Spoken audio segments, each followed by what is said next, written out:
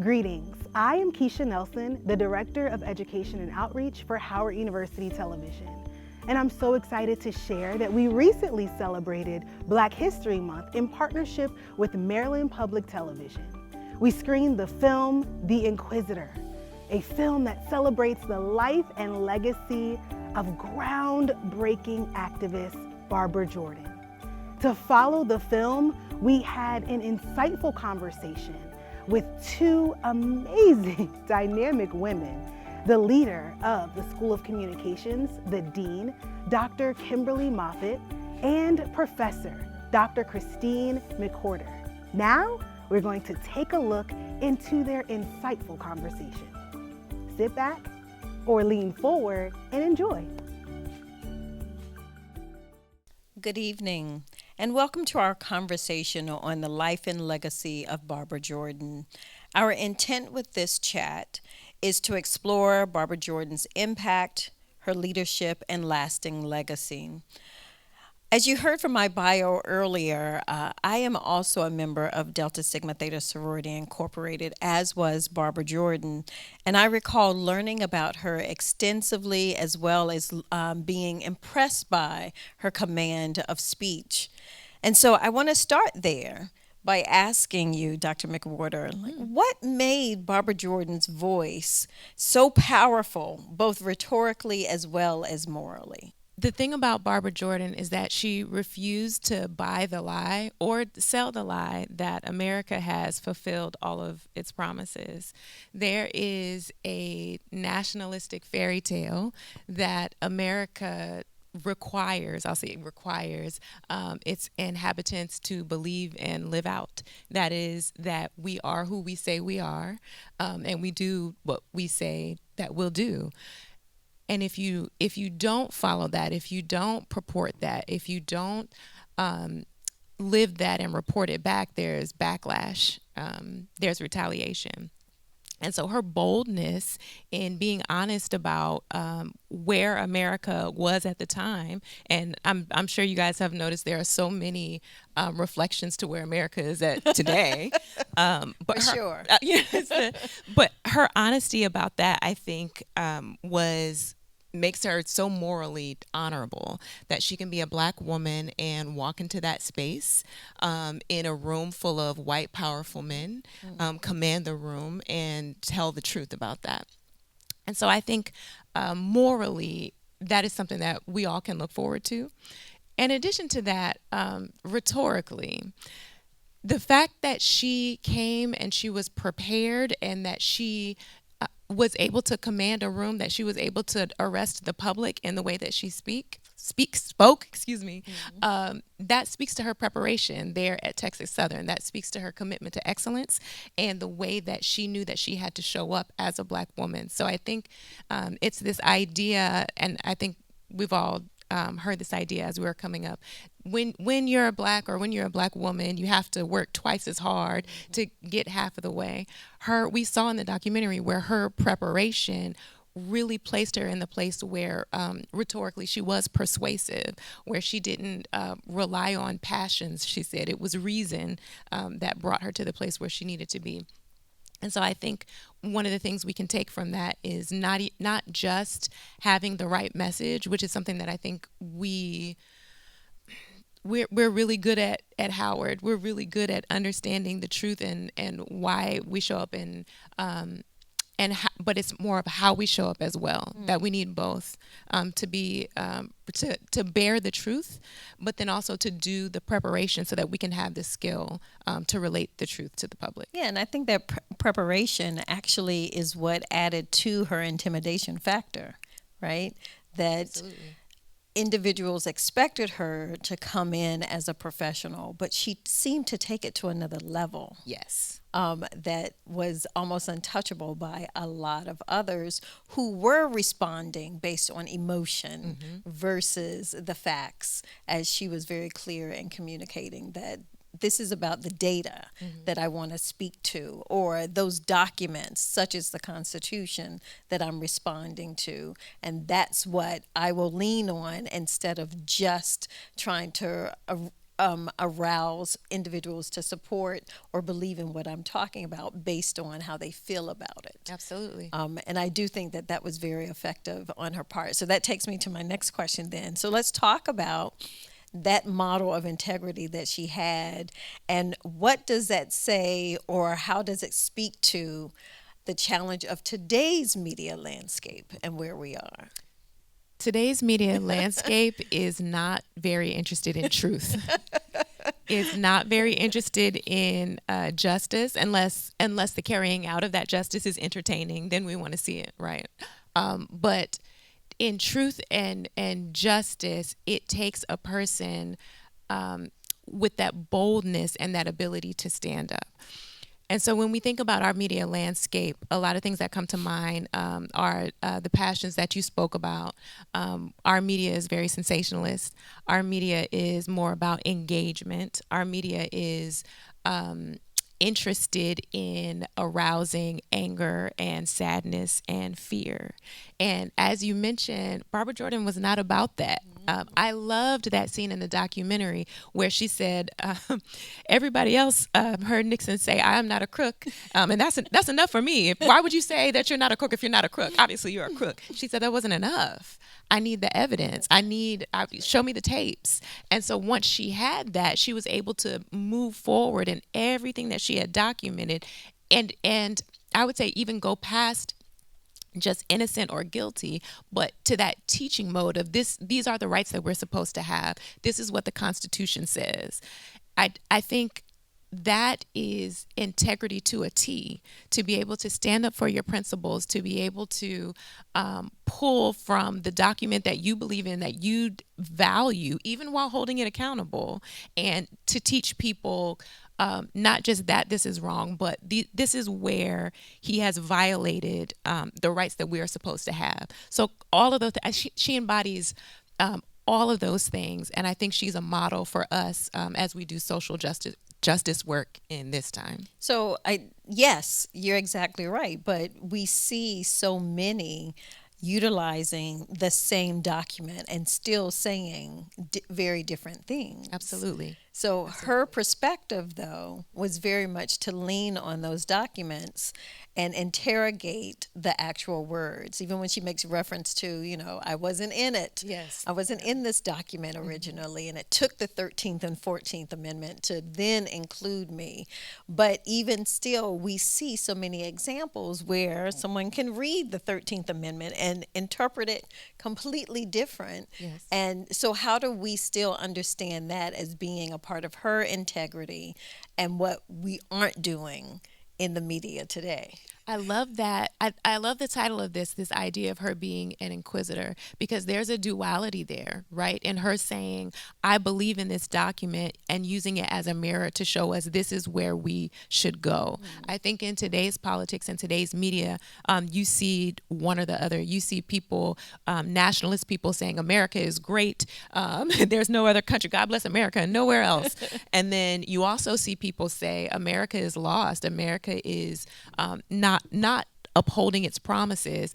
And so there are people who have lost hope in the country, in its ideals, in how it's supposed to serve us as citizens. I love that she held the balance of the duality of, yes, I believe in this. Yes, toward the end of the documentary, she said it also, I believe we can get there. It's on its last breath. Right. It's not dead. We're going in that direction. We're going in that and direction. even the piece where she talks about all of this is cyclical, right? And that's what stood out to me when thinking about our current landscape is Absolutely. when we think about where we are in the cycle of dealing with that goal of becoming the America we desire. We feel like we're in another cyclical moment, Yes. right? Yes. Of reflecting on that and trying to get to that same spot that she was saying we needed to get to. So I'm just so fascinated by, to your point, how inquisitive she was to understand that there's more for me to understand, more for me to know, more for me to stretch myself to embrace about what this goal is in America, even though we're not there, instead of simply accepting America is great, Right. period. She saw it as America is great, dot, dot, dot, because we're not there quite yet. Absolutely. Yeah. Absolutely. And Yeah. I love that about I do too. I do too. So, what does all of this mean for, in particular, Black students who are studying communication at HBCUs like Howard to learn this in the lineage of a Barbara Jordan? when I saw that she went to Texas Southern University, I said, "Oh, of course she did. Of course she did." The thing about, and I will be completely transparent, I'm not an alum of an HBCU, and so That's okay. Do y'all forgive me? I went to a PWI. I went to James Madison, and so my first HBCU experience was teaching at Norfolk State, and then after Norfolk State, I came here, and a couple of things really stand out about HBCUs. Number one, we prepare our students to stand in rooms where they know they might not be welcome. And I think that's the courage and the bravery and the preparation that's involved in that. I'm grateful to be able to see it firsthand. This is a teeny bit of a tangent, but I know it's one you're familiar with. Professor Miner often talks about the debate team and how they go in on all the mock trials and they slam dunk on everybody and they always win. And I always feel so proud, but I understand it's a different level of preparation that they have because they know what they're going up against, right? And so I look at that and I look at the purpose of our education and how intentional we are. And I look at the documentary and I see what you're saying earlier, how she went so far above and beyond even what is expected. I think particularly for a Black woman, there's so much pressure, like we're always in a pressure cooker. When we do get out into the professional sphere, we do shock everybody because we're not allowed to exist as mediocre. And so the HBCU experience helps us prepare and helps us to understand that we can't do that. We must show up exceptionally every time. Well, what's beautiful is you didn't have that experience yourself and you still understand that. Absolutely. Absolutely. And I think you're right. The reference that she makes to Dr. Freeman when she goes to Texas Southern and being on his team, that she learned very early on how they had to show up. But she also learned, which I think you're making reference to, about making sure our students know that whatever space they enter, that they belong, that they can take up room, Absolutely. and that they don't have to make themselves small. Absolutely. And she references that very thing to say, I saw Dr. Freeman say, we aren't going through the back door to your restaurant, right? I'll stand here. We'll eat our sandwiches here because that's not who we are.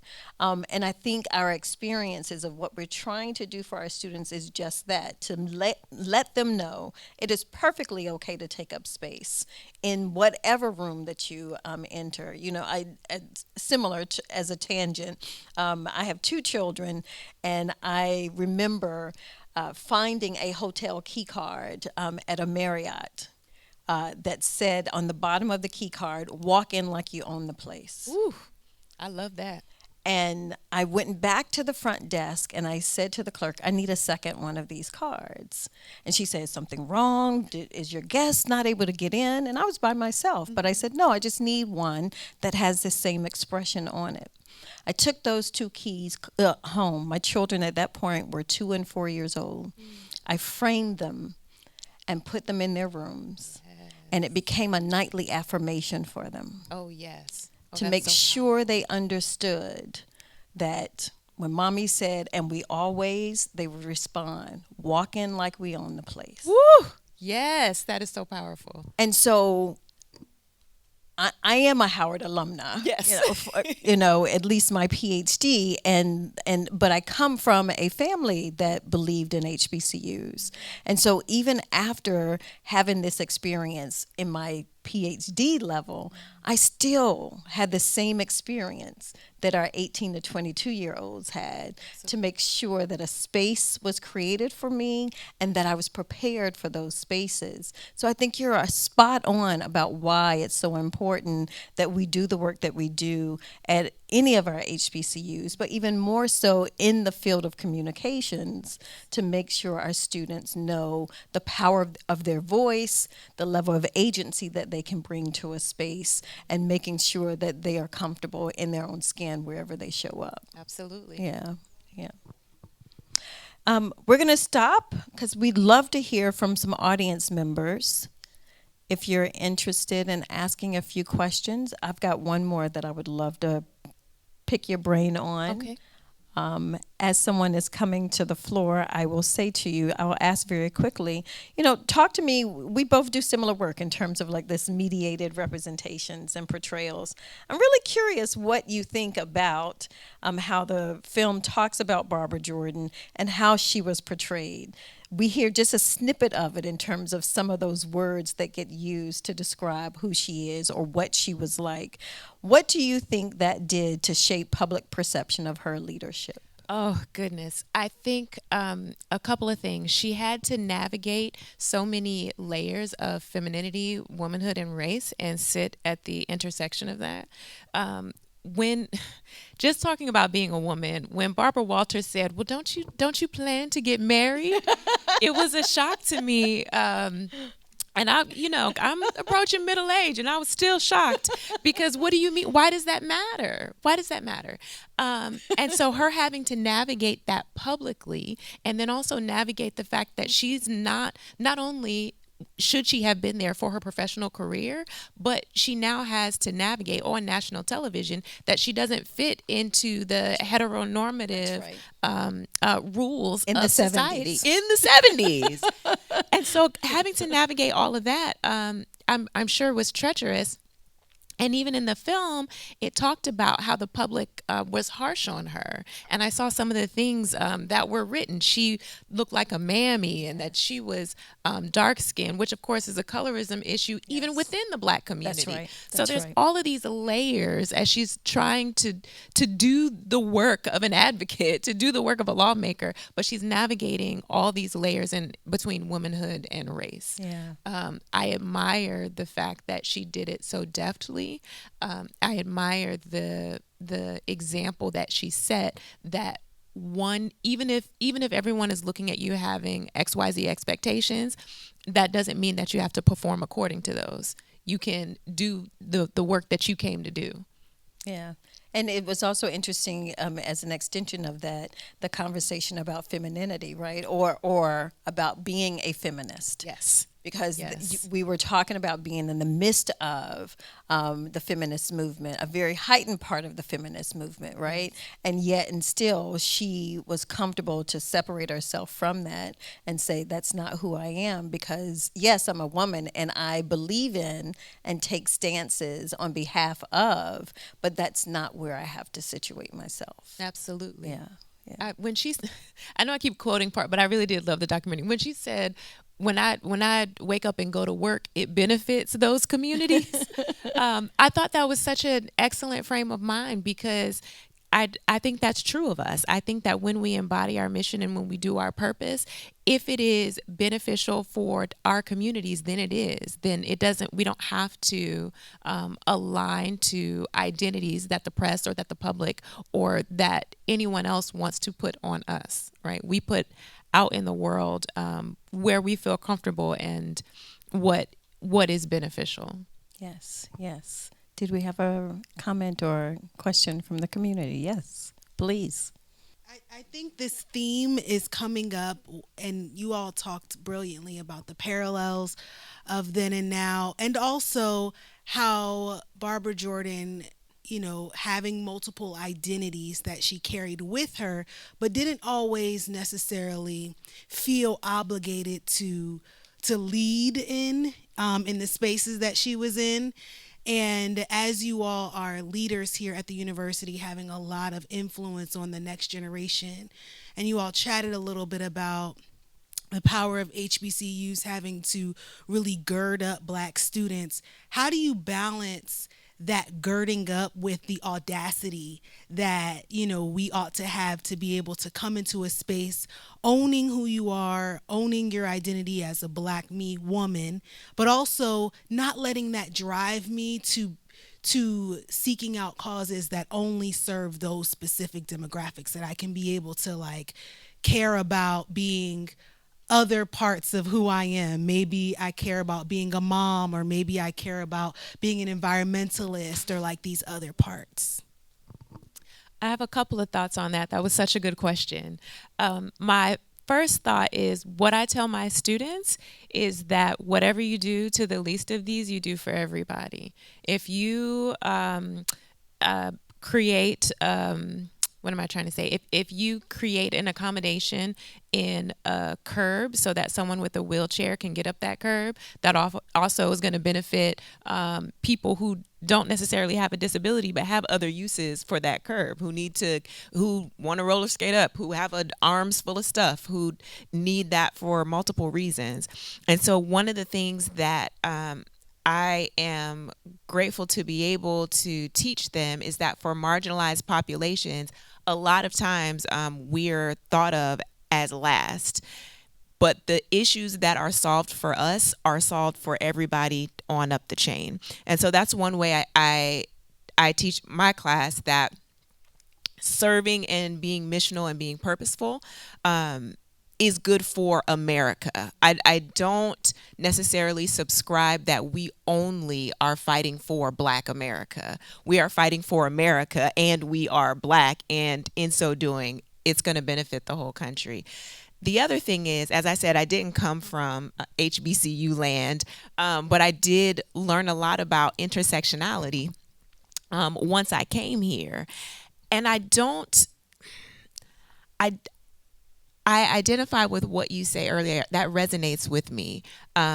When you were speaking about her just being who she was and not having to contort into a particular identity, I think it's wonderful to have a safe space where you can live freely in an identity. I think it's wonderful where you can feel safe and supported, and not have to deal with some of the things that you do have to deal with at a PWI. But at the same time, it's a freedom to be who you are. It's a freedom to serve in your own skin. It's a freedom to be missional exactly how you show up. And so I don't see that as something that's necessarily truncates your ability to do something else. It extends it.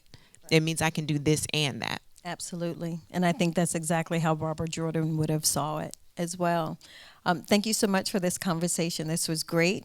I hope folks take advantage of seeing the full length of the film. It was fabulous. I enjoyed and hope to see it again. And I thank you so much for joining us this evening. Thank you.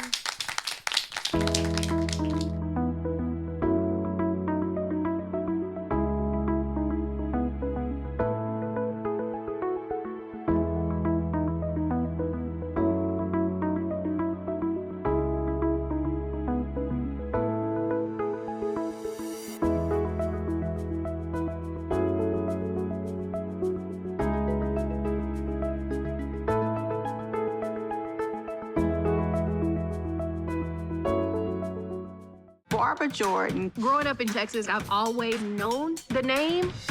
The first Black woman elected to Congress from the South. Her speeches are kind of like hearing the voice of God. My faith is total, and I am not going to be a spectator to the destruction of the Constitution. A lot of men had reservations. Could Barbara fit in? She was able to reach out to people on all sides and pull them together. The Inquisitor, only on PBS. This program was produced by WHUT and made possible by contributions from viewers like you. For more information on this program or any other program, please visit our website at WHUT.org. Thank you.